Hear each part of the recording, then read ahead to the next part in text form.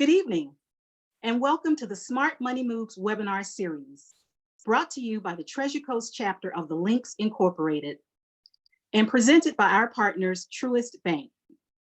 I'm Tanya Lowe, and I'm one of the program coordinators, and we are very excited about tonight's topic, budgeting during a crisis.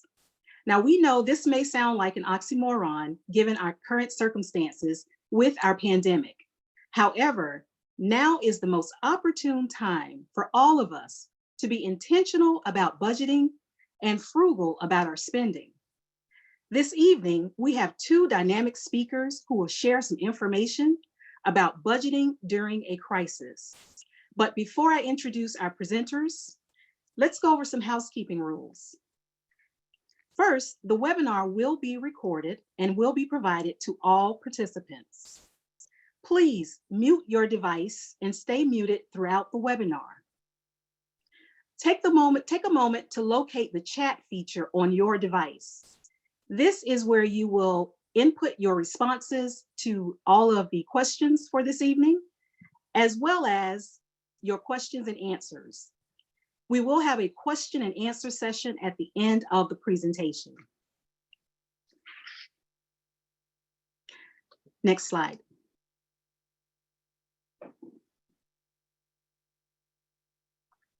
This evening, we have the pleasure of hearing from two dynamic women here on the Treasure Coast. First, we have Kathy Hendricks. Kathy is currently the Gatlin Port St. Lucie branch leader with BB&T, which is now Truist Bank. She has been with BB&T for 12 years and as a branch leader in banking for the past 24 years, Her banking career started as a teller, and she has held various positions within banking, including a loan officer and a mortgage officer. Kathy has a passion for sharing her knowledge with the community and helping to inspire them and build their lives. We're excited to hear from Kathy. In addition to Kathy, we also have Dawn Bloomfield. Dawn is an experienced banking executive with more than 24 years of service. As a banking branch leader, Dawn is entrusted to create strategies to grow business opportunities while maintaining existing relationships. Dawn has been very instrumental in partnering with the City of Port St. Lucie, their tax department, to offer quarterly Growing Your Business workshops, as well as hosting numerous financial seminars. She is an ambassador for the Port St. Lucie Chamber of Commerce. She's the past president of the Port St. Lucie Rotary Noon Club. She's also a member of the Black Women Roundtable and is currently the president of the Caribbean American Cultural Group Incorporated. Let's welcome Kathy Hendricks. Next slide.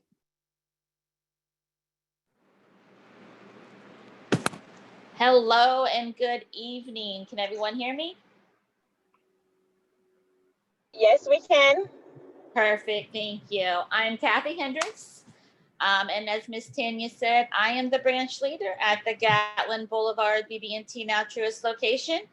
Alongside of me today, I have Ms. Dawn Bloomfield, who is the branch leader at our Port St. Lucie Boulevard and US 1 BB&T Now Truist location. Our financial wellness partner, Ms. Monica Barnes, will be handling the chat conversations today.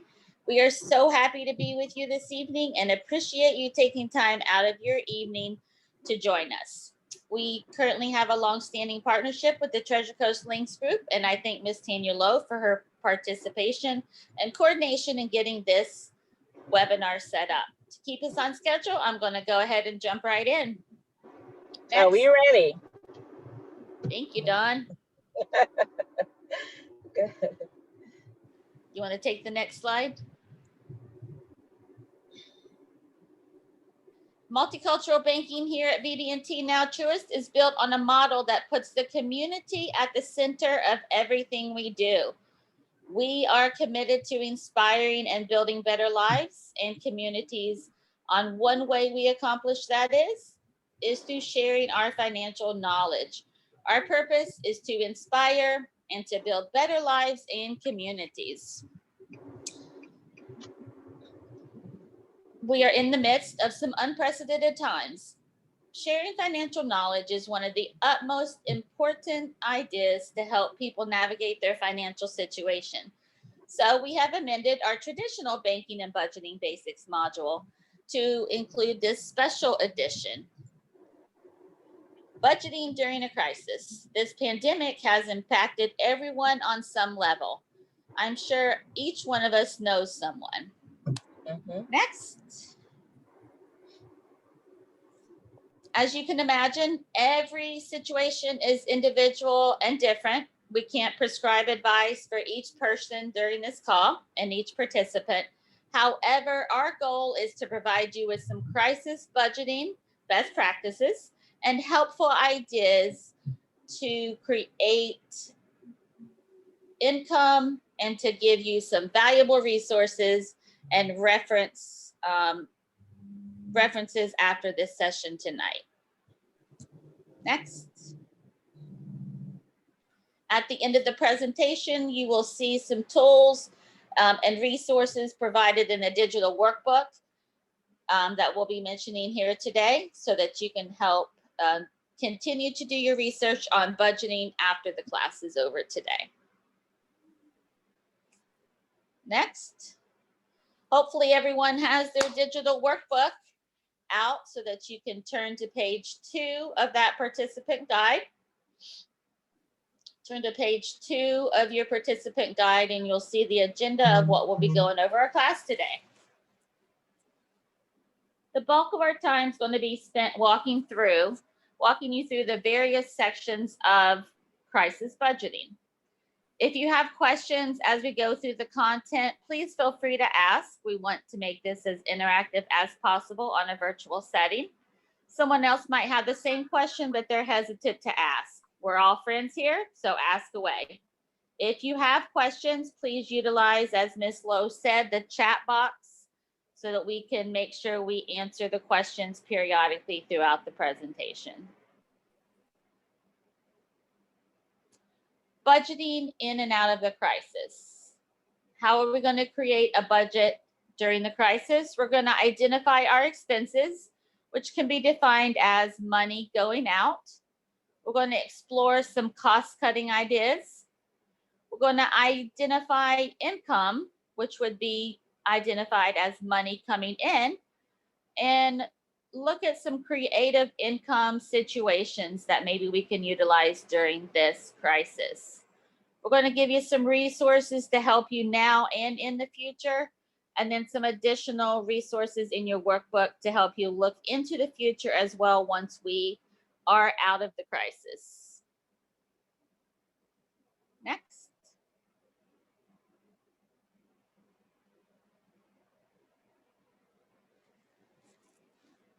So if you turn to page 3 of your workbook, as you can imagine, living through a crisis is nothing new. People around us go through crisis every single day. I like to say that none of us know what everyone else is going through. Your neighbor, the friend you encounter at the grocery store, your cashier, could have just lost a loved one, could be dealing with a personal or family illness, or looking at a job loss. The difference with what we're dealing with now is the speed and intensity of the onset of the crisis. This is a global impact this pandemic has created. Unlike a hurricane that strikes a particular region, this pandemic has impacted the entire world within a very short period of time. Going through a crisis obviously is never fun, but there is always an opportunity to learn something. I like to say, try to learn something new every day. I am always a student, as well as you should be. Today, we hope that we can impart some best practices around budgeting that will help you better navigate your finances during the midst of this crisis and on the other side of it. Next. Obviously, the goal of today is to create a crisis budget. So let's jump right in and understand the different sections of our crisis budget.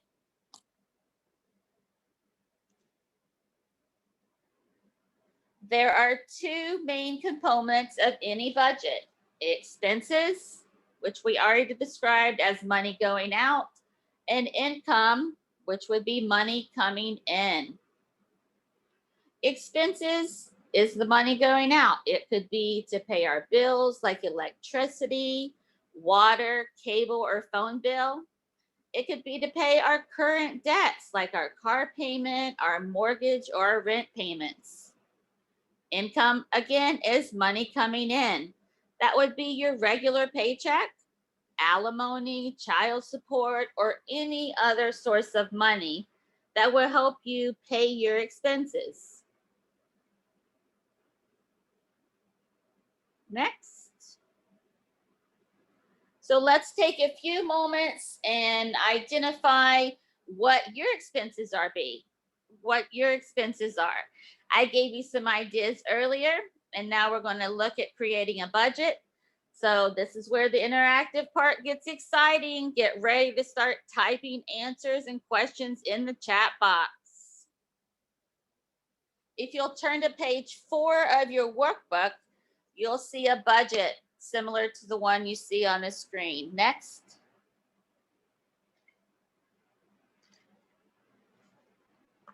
Again, page 4 of your workbook.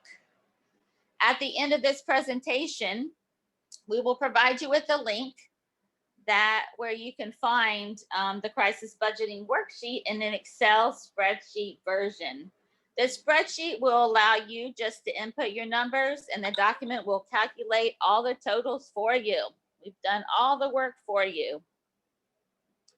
But for the purpose of going through each section today, we've broken it up into the next 4 slides. The first slide looks at the must-have fixed expenses.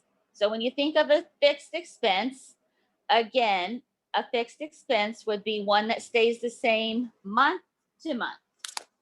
Examples could be rent or mortgage payment, a car payment, health, life, or car insurance. If you can think of anything else, type it in the chat box for us now.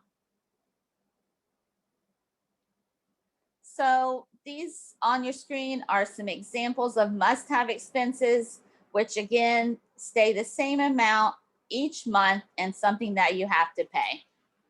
You'll list those expenses in the top portion, whether it's weekly, monthly, or annually.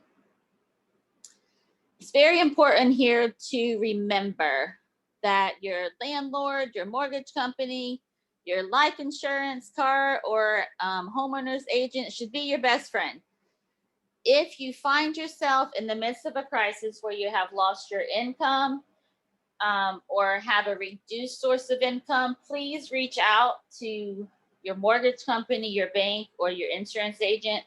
The sooner we hear from you, the better we'll be able to provide some solutions and helping you extend your payment options. Make us your best friend. We promise we don't judge. We're consumers just like you are yourself. Next.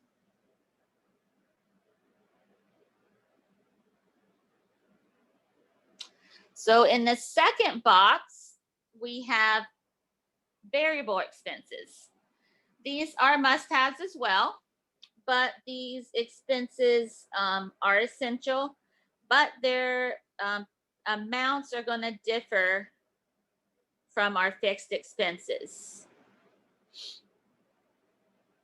Unless you're on a budget with your electricity, water, or gas, your monthly bill probably does vary. Groceries obviously will vary for each of us depending on how much you eat or the number of members in your household.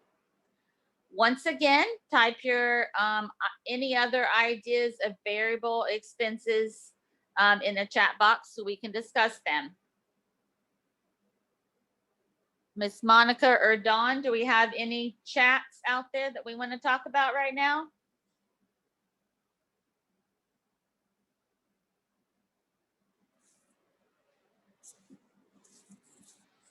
All right, no one's chatting with me today. Let's see what we got. We got 18 chats.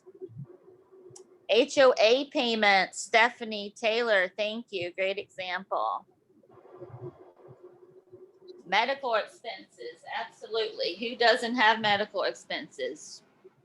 Hey, Kathy, can you hear me? Yes, Miss Monica. Hello. I was having an issue with my audio, but I guess I'm good now. All right. Thank you. Perfect. All right. So Miss Monica's on here. Make sure you type in those chat boxes. She's going to be here to answer any questions and help us through the rest of the presentation. And Kathy, and I'm also still here. I just saw that Fabiola input medical expenses. That's a good one as well. Absolutely. Medical expenses are something that some of us can plan for.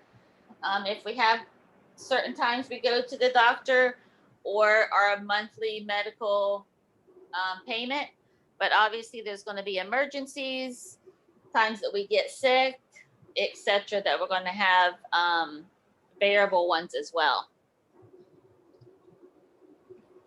All right, next. So, hold 1 second. I just went to the wrong screen. So now we're going to look at debt payments, which would be a car loan, a student loan, a lease of equipment or furniture that you have, property taxes for your house or land. If you pay for your parents' house, you can list that there. Any minimum credit card payments that you have. And then the part I like best about this slide is what we've called sanity expenses. Type in the chat box what you think that might entail. We should be seeing a lot of chats in this one. I know. We I don't need that right now. Your time. Can we pause just 1 second? And Toyan Scott is on the line. She is my counterpart down in the on the West Coast. She has a fun example. Toyan? Good afternoon, everyone. I was leading this class the other day and I had someone speak up, so I have to share this example with you. So what do women always do? I may put Dawn Bloomfield on the spot. What do we always have done? No matter what our budget is, no matter what we have to cut, what's something we always do? Well, if anyone knows me, my hair and my nails, non-negotiable. Non-negotiable. Well, a lot of women always have lipstick, right? So typically, no matter what's going on, do you think we're ever going to run out of lipstick? No. And so what we have found, now that we're all having to wear masks, everybody's making sure their nails are done. That industry is booming right now. So no one can see your beautiful lipstick. So at least make sure you get your nails done if it's in the budget. That was a fun example that came up the other day. It still makes you feel good about yourself.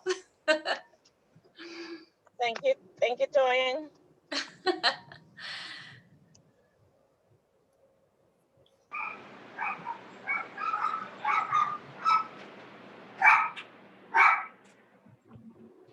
Yes, that's through Alma. If not your hands, definitely your petty, right? Makes you feel better.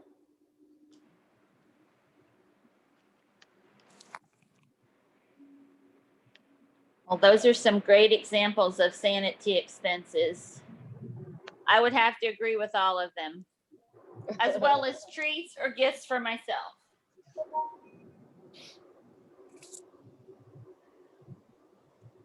All right, enough about our sanity, which we all need. Next screen, which would be the final box. We're going to wrap up the tally of all of our expenses that we've talked about here today, which again would be all the money that's going out of our budget. Once you fill out that worksheet, it will total each category of the expenses for you. Don't have to do it right now since the worksheet's going to do it for you, but make sure that you keep all your notes so that you can do that in the end. Does anyone have any questions about any of the expenses that we've went over today so far, where they would fit in, or any other question on what we've spoken about so far? Please feel free to type.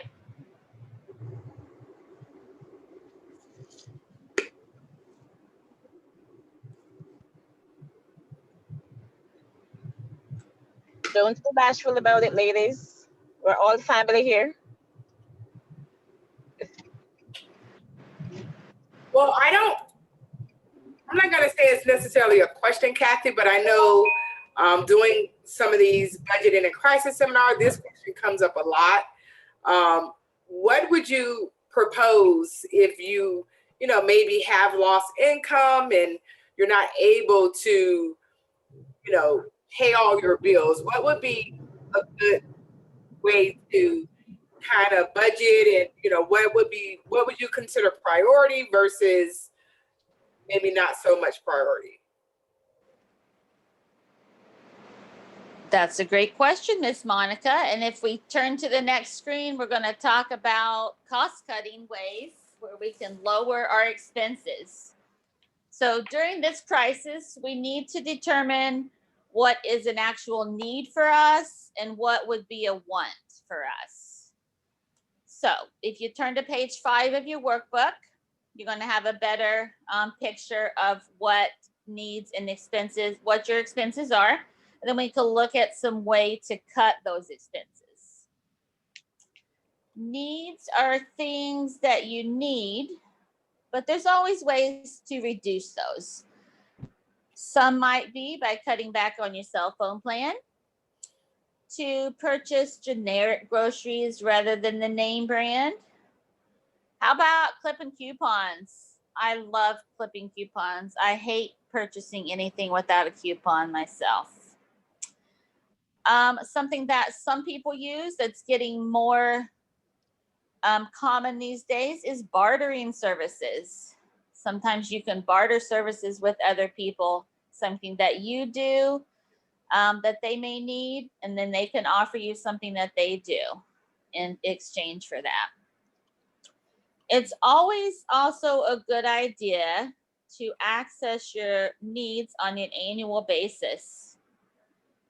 Some things that you might want to access on an annual basis. Type in the chat box something you can think of. I've got a few ideas, but I want to see what you all think first. So Monica, when they start typing, tell me what they're thinking. All right. About updating on an annual basis. Car insurance. Perfect, Miss Alma. That's exactly one of the ideas I had. Student loan payments. Student loan payments, absolutely. You can maybe consolidate them or work on getting a lower interest rate. Someone was trading haircuts to get things fixed around their house.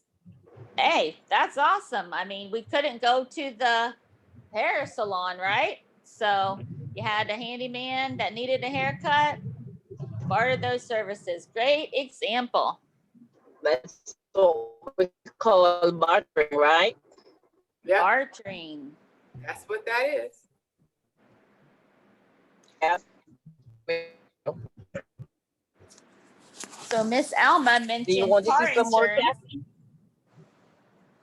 Well, we mentioned car insurance. We have life insurance, homeowners or renters insurance, your cell phone plan. Maybe instead of having Netflix, Amazon, and Hulu, you can cut back, or cable, you can cut back on that. Great example. So we've talked about needs. Now let's talk about some wants. Wants could be that new pair of shoes that Dawn was looking at buying yesterday, or that new lipstick color that Toyan just mentioned to us. things that we like to have when we have some extra money laying around, but things that we may not necessarily need, but we just want. Those magazine services, the Hulu, Netflix, Xbox, all those would be wants, things that we can do without. Next. Kathy, I was saying, don't forget my Bremen purses. Shoes and purses. Dawn, you can sell those online and make some money. Absolutely. We're going to mention that one later. All right. So we already mentioned a couple of these, but how you can lower some experience or some of your expenses. Potentially cut your cell phone plan to the most basic or least expensive plan instead of the family plan or unlimited plan. If you have the opportunity, you could get a less expensive car, or if you have 2 cars and you don't need both of them, sell one of those for some extra cash.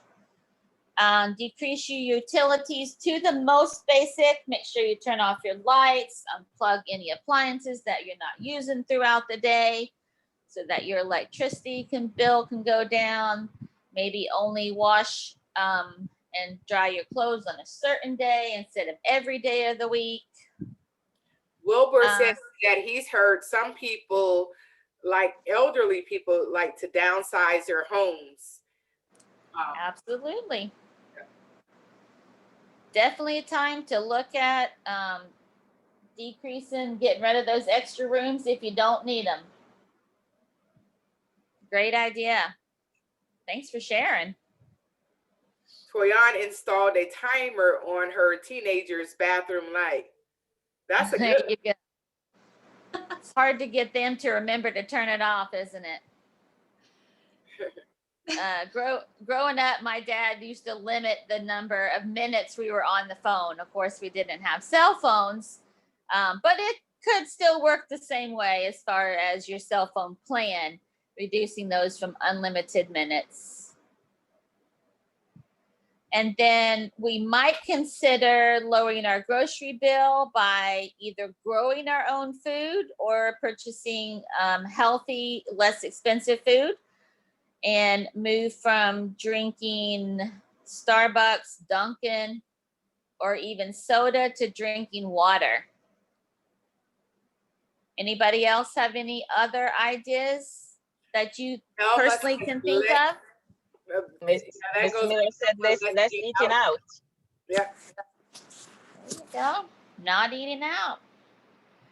Perfect example. We all live such busy lives these days that it's so easy to grab something at a drive-through or carry out to bring it home instead of spending the time to cook.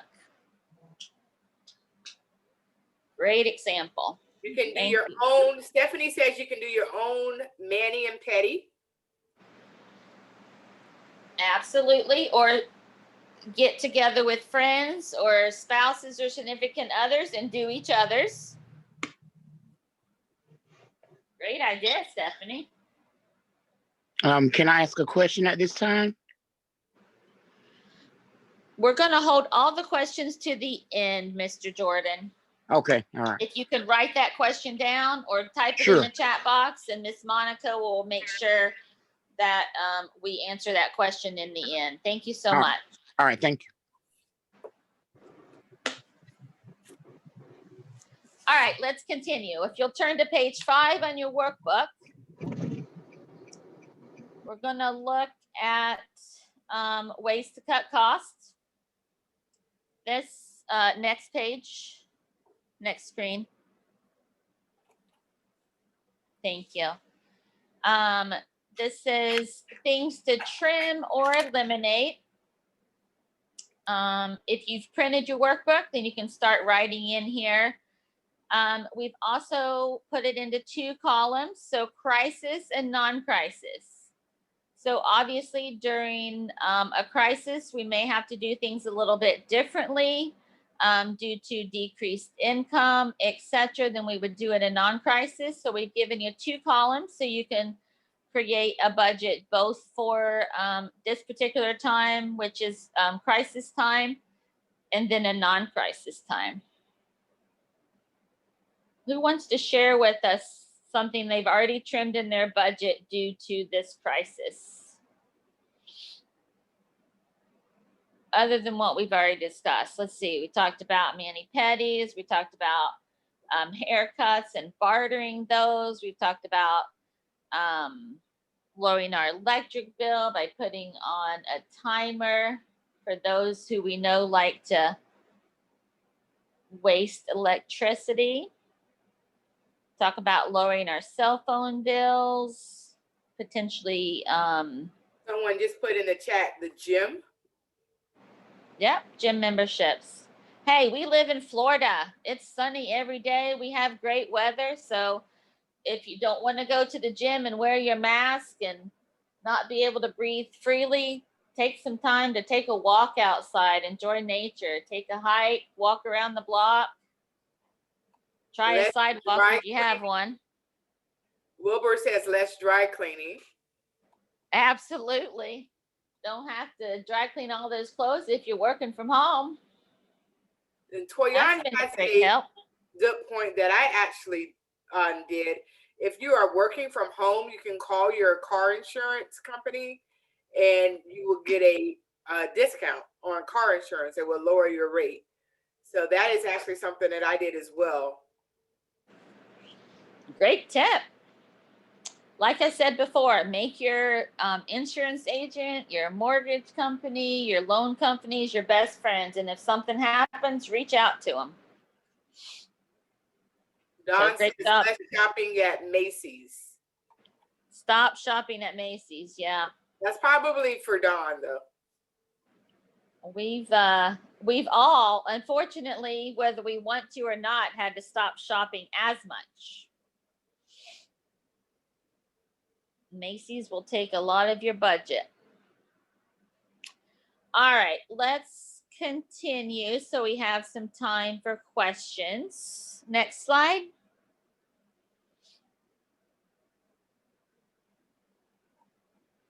Let me get to my next slide here.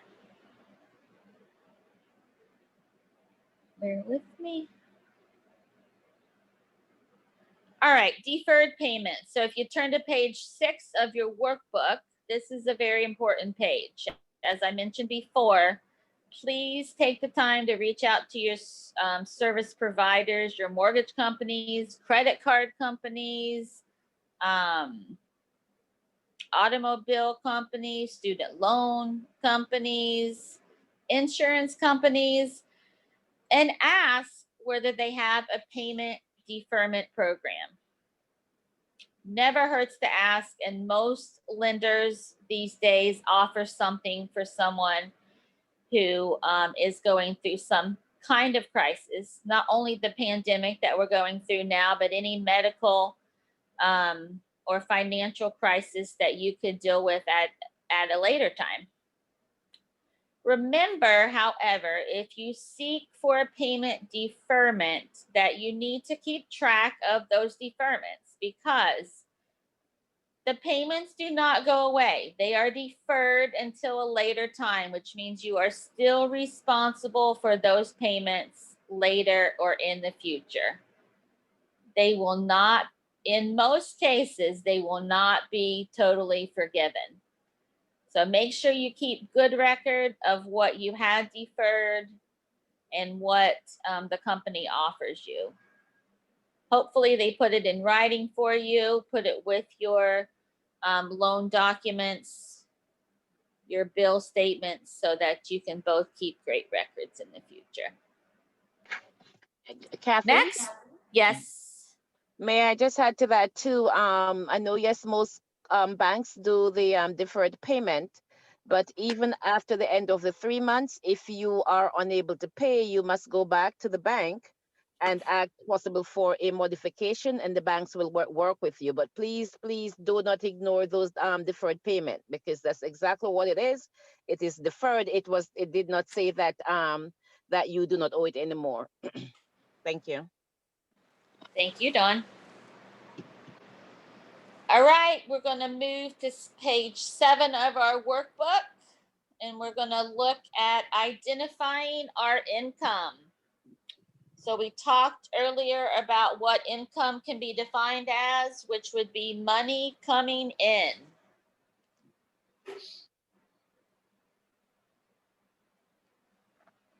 All right, if you go to page 9 of your workbook, you're going to see a place that you can record your income. Sometimes during a crisis, it may be difficult for all of us to find regular income, but please don't just give up. Keep looking for full or part-time work until you can find it.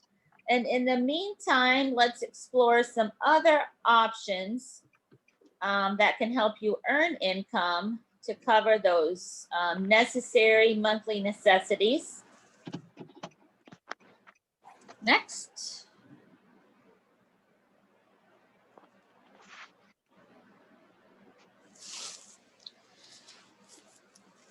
All right, this is where we get to have a little bit of fun. So we're gonna go back to page 7 of the workbook and look at some different ways to generate additional income. So if you've lost your job or had your hours reduced, look at the current industries whose products and services are currently in high demand during this crisis. Those industries and companies will be the ones that are more likely to be hiring. Who can think of some industries currently that might be hiring? Type it in your chat box, please.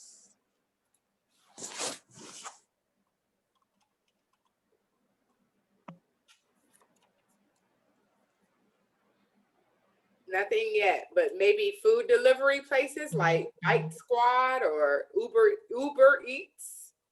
Perfect.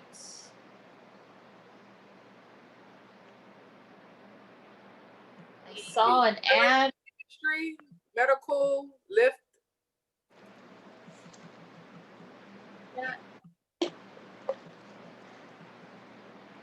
Logistics, Social Security agencies, Wilbur says. Grocery stores, Stephanie says. Yep, all of those.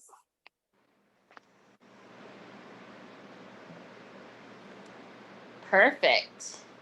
Shipping and delivery services, a few of those have been mentioned, but I've heard some ads for Amazon looking to hire some people.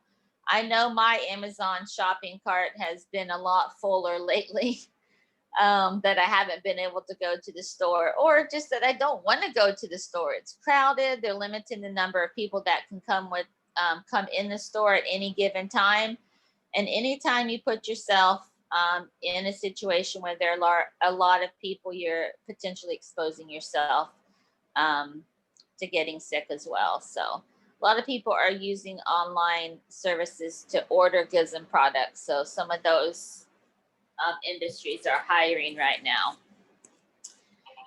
In addition to those, we thought of potentially some online learning organizations or remote meeting companies might be looking to hire some people. We're using the Zoom program today.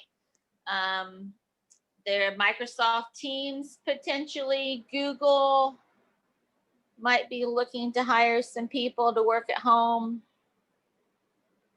You can also reach out to your friends and family or neighbors and think creatively about what you can do right now.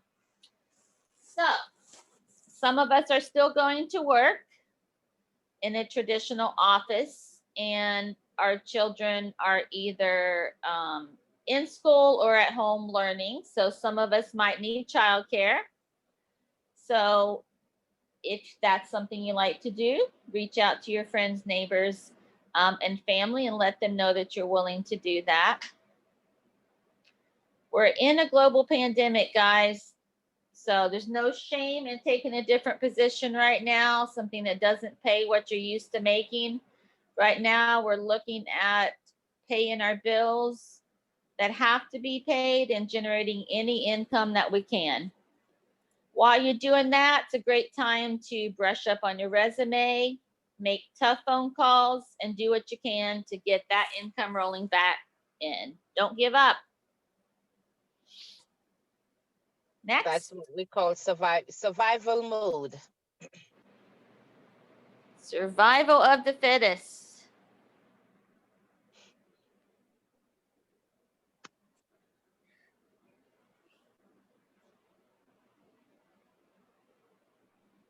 Wilbur says that tech companies are maybe looking for some at-home reps to provide customer support.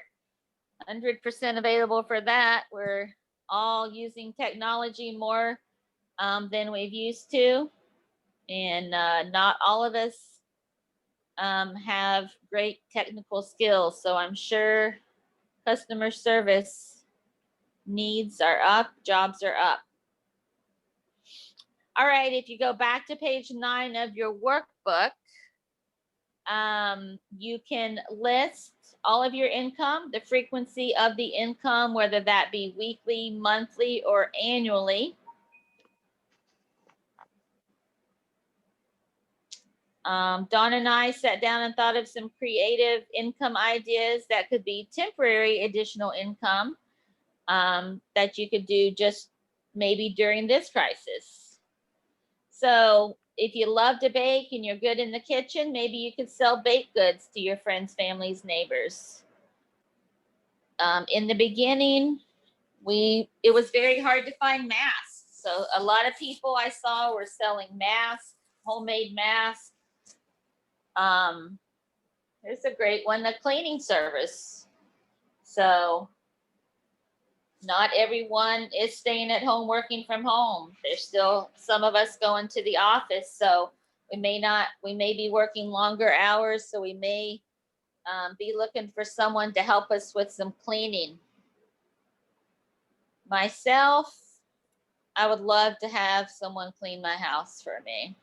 Anybody else in that same predicament? Type in the I'm chat right. box what the worst chore is. What you think, what is your worst chore?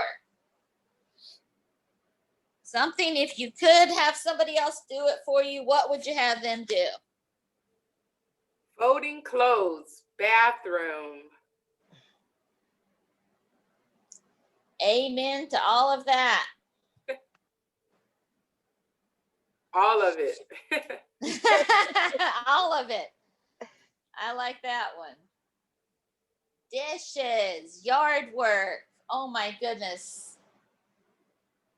Pulling weeds. That's one of my nemesis. No matter how much you pull them, they come right back. Deciding what to cook for dinner every night. There you go. So maybe if you're a great meal planner, you can offer, you can cook dinner for your neighbor and charge them a service. Charge them a fee for that. You never know what's out there until you ask somebody. Sometimes the idea you have will be just exactly what they need at that time. Refrigerator and windows. Amen.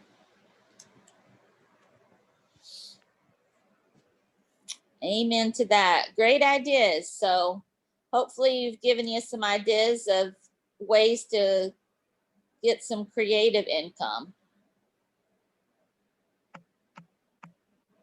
All right, next slide. The next section we're going to take a look at is an inventory of the possessions that you could sell if you needed to or had to. We hope it doesn't come to this, but if it does, we want you to already have a plan and have thought about what items you might be willing to get rid of. Mentioned before, if you have 2 cars, maybe get rid of one of them. I think it says sell some electronics, have a yard sale. What items do you all have that you'd be willing to get rid of if you needed to make some extra money? Type in the chat box and let us know.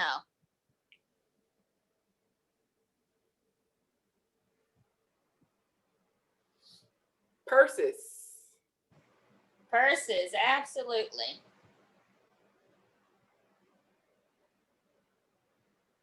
My clothes and shoes, an extra bed.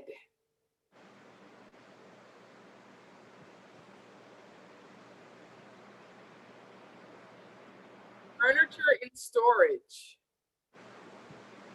Furniture and storage, that's two things. Not only do you get to make some money by selling the furniture, but if you sell enough of it, you don't have to pay your storage fee, right? Yep. Two for one, two for one. Kitchen gadgets, filing cabinet, items and storage again. Perfect.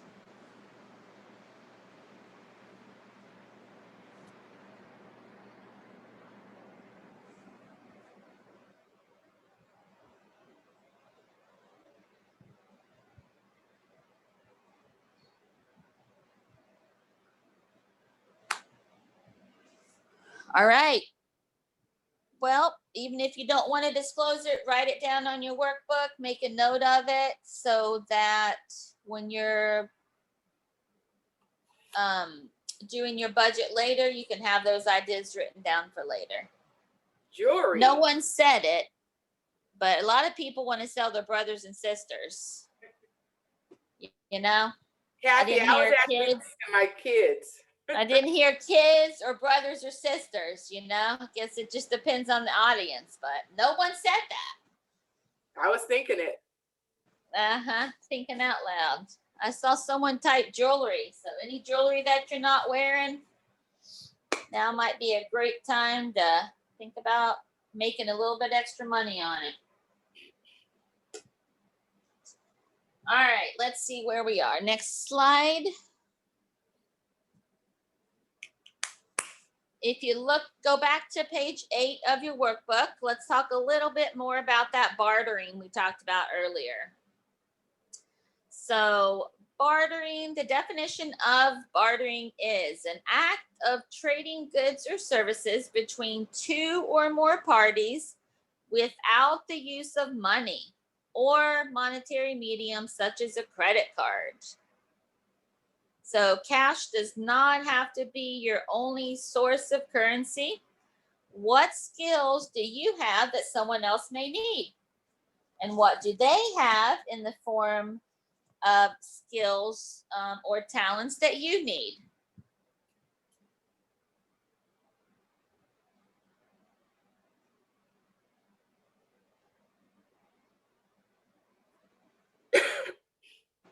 Type any other bartering ideas that you have in the chat box so Miss Barnes can let everyone know in case someone else is thinking of that or has that specific skill.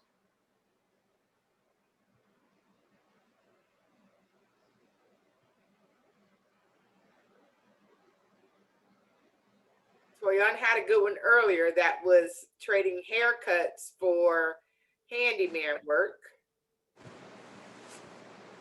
Perfect.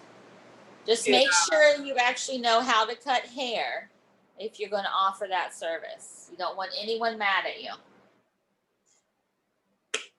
Also seen people trading their lawn equipment because maybe someone doesn't want to pay for a lawn service, but they have something that they could share with someone who has a lawnmower. So I've seen that bartering taking place. And when we're talking about this, it is on a small basis. I mean, not trading houses, which I have seen too. That can impact your taxes. So just keep in mind, we're talking about small trading here. So otherwise there will be tax implications. Hairdo for laundry. Okay.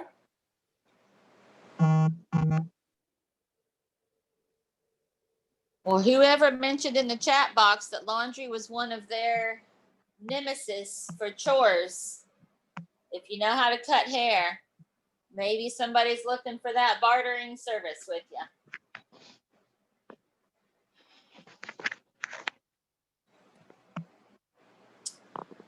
All right. I'll just move on to the next screen then.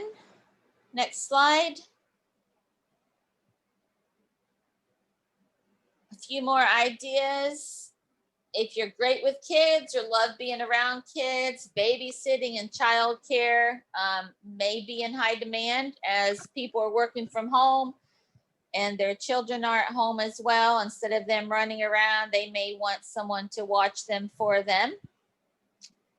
If you are a great cook and every time you bring a dish to the potluck dinner, someone says they love it, maybe you can offer to cook 1 or 2 days a week for someone who's working full-time still.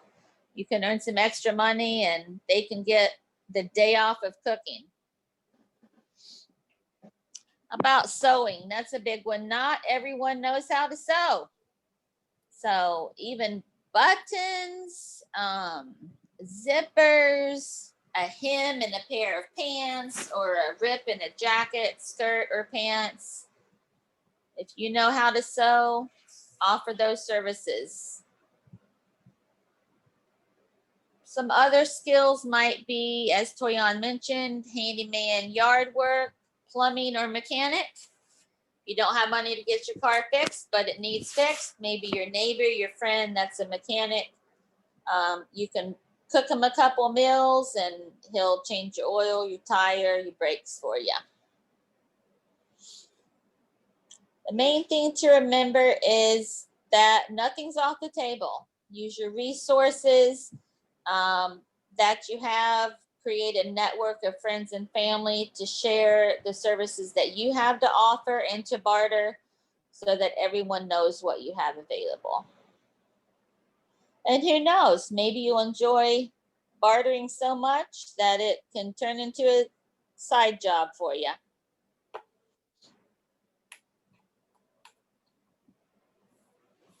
All right, next screen. So we went through all the income sources, whether it's regular income, creative income, or selling our possessions or unneeded items at this time. So you can either now or later add up the total of all your income streams and list that on the bottom of page 9. Again, we'll give you a resource at the end where you can put these in the computer and it will total them for you as well. All right. Step 3 is going to be, next slide, please. So we talked about our expenses, we talked about our income. So now let's look at our budget. So if you go to page 10 of your workbook, this is the final step. So identifying your budget, which can also be defined as determining if you're living within your means. Next slide. Oh, stay on that slide. I'm so sorry. Go back. Thank you.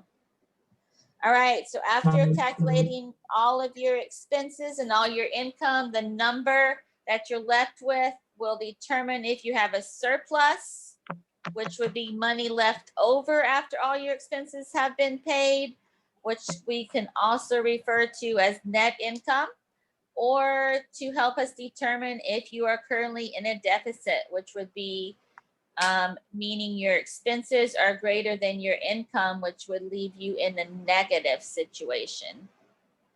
Type in the chat box if you have calculated whether you are in a surplus or a deficit.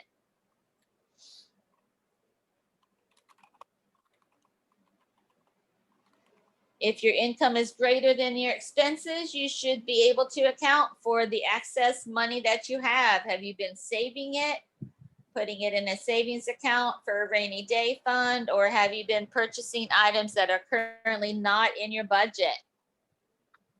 If your expenses are greater than your income, we need to think about ways to reduce the expenses and correct the deficit. In that case, Kathy, that's what I love to call, let's trim the fat. Let's have a serious conversation. Now is when you get the entire family involved to work on that budget. Absolutely. We're all using those groceries and electricity and Netflix and TV and internet. So we have to talk about it as a family. If we have children, young adults, talk about it as a family and get their input on what they'd be willing to give up as well. It's not all about mom and dad giving up.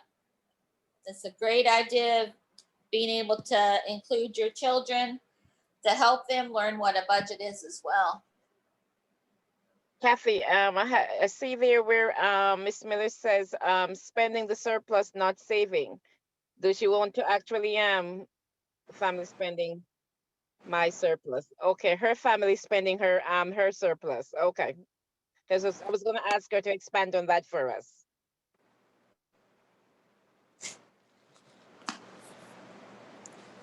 So that's a great way to use your surplus. Be able to help your other family members who are having a deficit and are unable to meet the needs of their current budget.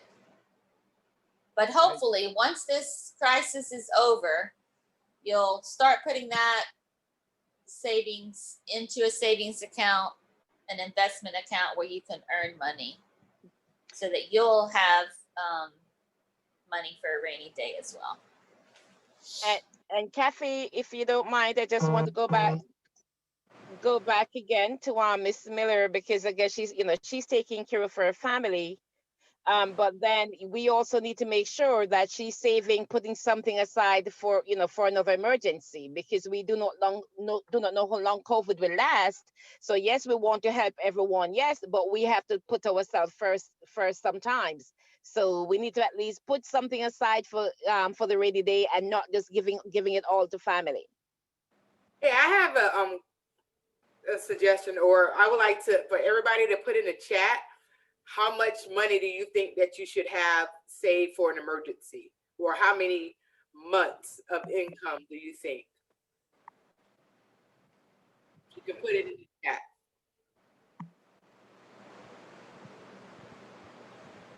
And while everyone is typing in, I know that we did say that we will go through, it's from 7 to 8.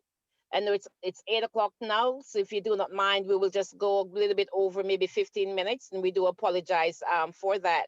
But I'm sure you will agree with us that this is critical information that we all need to know, correct? So just bear with us for another 15 minutes. Thank you. So I'm getting everything from 3 to 8 months, 3 months, 6 months, 6 months to a year of income. Yeah, so ideally you want to have at least 3 to 6 months of your income saved away for an emergency. 1 out of 4 Americans don't have a savings account. So if an emergency came up, they wouldn't have money to actually fix whatever that emergency is. So it is very important that even if you just start with a little bit of savings right now, if you can only do $10 a week, do $10 a week. But anything is better than nothing. And to your point, Monica, a lot of us think that that it's hard. We do not make enough to save, but all of us can save. It takes discipline, and the best part for me, my recommendation to my clients all the time, is that you start that automatic savings. If you do not see it, then you can't spend it. So most banks offer a free savings account with a minimum transfer of $10 weekly, bi-weekly, monthly, however small it is. Make sure that you start that savings, and automatically it just go directly into your savings every month. So you do not see it, you can't spend it. But it takes discipline.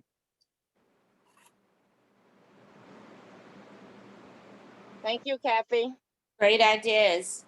All right, Miss Monica, I know we had a couple questions earlier in the presentation. If y'all want to take the next few minutes to type those questions, so if there's anything we haven't covered, we can answer for you in the next few minutes.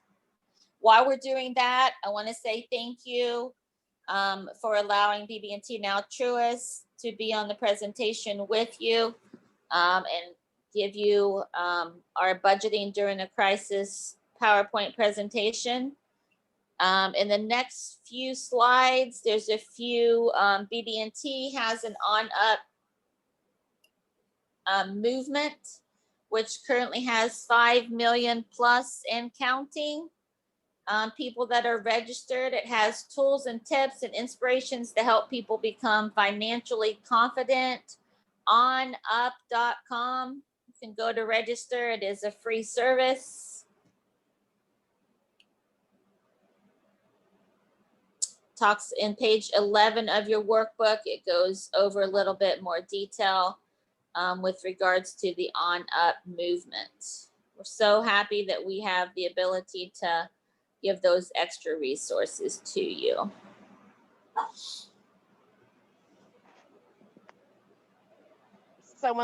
Kathy? Yes. Someone was asking about what about the short-term instrument that does not allow you to access? Used to be the holiday clubs. Not sure how many banks are still doing that. I know that BB&T, no, Truist, we do not offer a holiday club account. However, a short-term instrument that you can touch, that would be more like our CD, which is a fixed account. You put that money in for maybe 6-7 months or even a year. The only difference with that, the only thing with that is that CDs are not paying any interest at the moment. So if your objective was to put that money to earn a little bit of interest or just to put it away so you can touch it, then that would be the ideal thing. But CDs right now is not paying any interest. You'd be rather better off to earn interest, putting that money into another instrument, another vehicle. But just to put it away so you can touch it at least for a year, then you could use CD for that purpose. Hopefully I answered the question.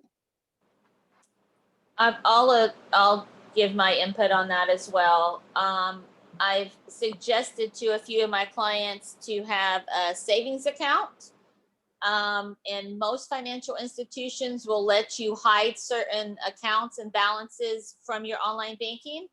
So if you set up that automatic contribution on a weekly, bi-weekly, monthly basis, you can help budget yourself that way and just hide the balance. Hopefully you forget that it's there.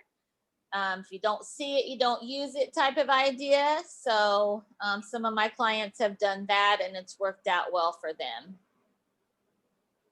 Wilbur is saying that his CD matured. What next?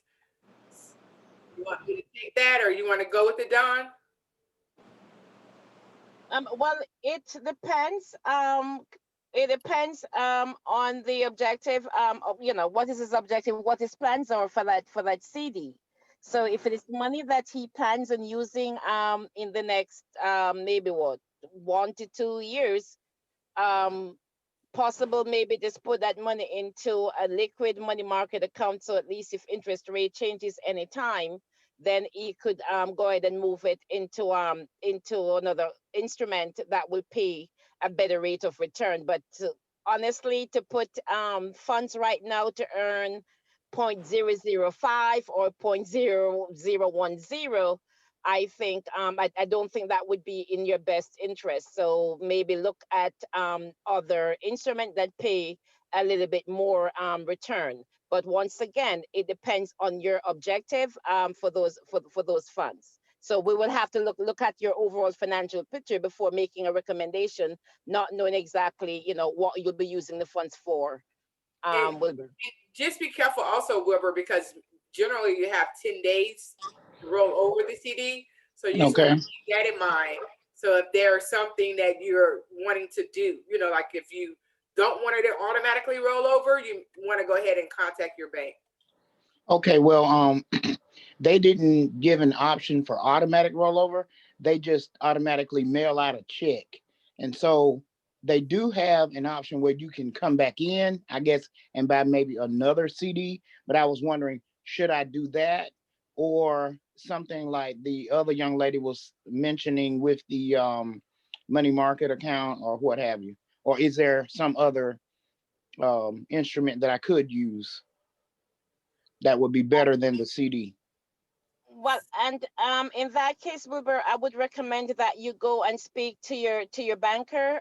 So at least they can have a deeper conversation with you as to what you would like to use the funds for, and at that time they could make recommendations to you. It seems as if because most banks we were paying a high interest rate on CDs. And because rates now has dropped significantly, the Fed fund rate right now is only 0.25%. So of course, most banks are no longer entertaining paying high interest rate on CDs. So maybe that's why the bank, just cut the check at the end of the maturity and send it directly to you. But I would rather recommend that you go to your bank and talk to your banker and see exactly what are the products, what instrument that they have. Okay, thank you. So, Alma, I mean, this may work for you. I've done this before. You said your automatic savings account is too accessible. One thing that I have done is I have opened a savings account with a bank or, that is not close to me. So it's hard for me to get my money. And I've made it intentional not to have online banking with that account. So that way I can't transfer money back and forth and make it very difficult to be able to get to that money. So you can try that, maybe try to open an account, far away from you, save it, don't have access to online. And then that way you can save your money that way, make it very hard to get to that money. Great idea, Ms. Monica. I am so sorry. I was responding to Wilbur and Zoom kicked me out. So I had to get back on. So Monica or Kathy, did you finish talking to Wilbur for me, please? Yes, we did. Yes. Yes, done. Yes. Okay, sorry about that. And Kathy, I'm so happy and grateful that you are actually the one leading the call, really, because Zoom had kicked me up maybe 4 times since I'm sitting here. Yeah. Ms. Monica, any additional questions that you see in the chat box? No, just comments. The last comment, Stephanie, I have an online account, but didn't get a bank card, which makes it less accessible. Absolutely. Back to what we were. Yep. Well, we want to remind you that no storm can last forever and that this too shall pass. We'll get through this together. So I hope that the information we've shared and presented to you tonight helps you gain a clear picture of your finances during these times of uncertainty.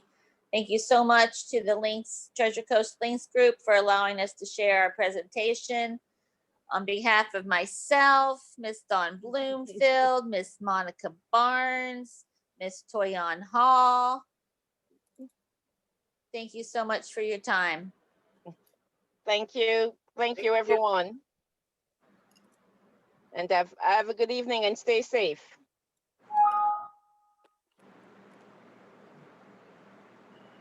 I just wanted to thank everyone for being with us this evening. What a night. What a way to kick off our financial literacy webinar series. I hope that you were just as excited as I was about the jewels that were provided this evening. I know that I'm excited and can't wait to implement many of the suggestions that was provided this evening. I wanted to take this moment to thank Kathy Hendricks, Dawn Bloomfield, and the rest of the Truist team that provided us all this useful information for budgeting during a crisis. So I'm going to ask one more thing from you. You have been such a great participants throughout the evening. Please drop a thumbs up in the chat if you enjoyed this series as much as I did. So we'd love to see all your thumbs up. Now again, before I let you go for the evening, next slide. I wanted to take a moment just to let you know that this was part of a series. I see those thumbs coming through. Thank you, thank you, thank you. This is part of a series. This was our first webinar, but we have an upcoming webinar. Our next webinar will be on Thursday, December 17th at 7 p.m. So please take a moment to mark your calendar.